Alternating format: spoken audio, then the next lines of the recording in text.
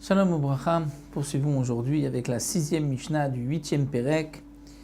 La Mishnah nous dit tout ce que nous avons vu jusque-là dans la Mishnah précédente, quelle est la quantité de nourriture qu'on donnera à un pauvre du Maaser Ani.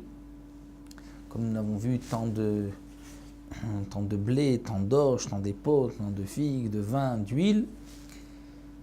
La Mishnah nous dit Midazo Amura ba Kohanim balvim ba Israélim. Ça concerne les Kohanim, les Lévim, les Israélim, c'est-à-dire le Kohen qui va donner du Maaser Ani, qui va partager, ou les Lévim, ou Israël, pas moins que la quantité que nous avons vue dans la 5e Mishnah.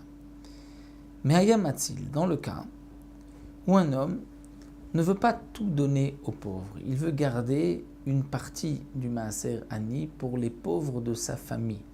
Il ne veut pas distribuer à tous les pauvres qui se présentent à lui, il veut garder pour des membres de sa famille qui sont pauvres. Il a le droit donc de garder une partie.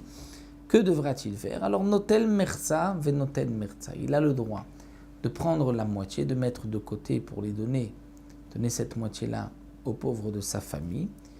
Et l'autre moitié qu'il reste, il distribuera aux pauvres, comme nous l'avons vu, en fonction de la quantité qu'on doit donner à chaque pauvre. Mais si ayalo davar moat, si après avoir pris une moitié pour les pauvres de sa famille, il lui reste un tout petit peu de récolte, il n'a pas de quoi donner à chaque pauvre une quantité nécessaire, alors noten lifnem et chalkimnem.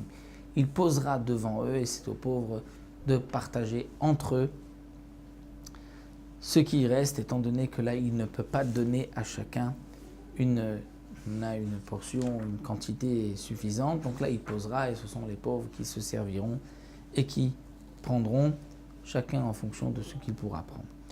Donc voici ce que la 6e Mishnah nous enseigne. Donc encore une petite Mishnah. Et nous verrons dans la 7e Mishnah, là aussi, qu'est-ce qu'on doit donner aux pauvres lorsque c'est par semaine, le Shabbat, ou le fameux qui passe la nuit, ou combien a-t-il de repas. Tout ceci, nous verrons dans la 7e Mishnah. Qu'est-ce qui est considéré un pauvre? Ce sont les Mishnah de la 7e, la 8e Mishnah qui nous expliqueront qui est considéré comme pauvre pour prendre toutes ces matnotanim, tous ces cadeaux destinés aux pauvres que nous avons vus tout au long de cette Maseret.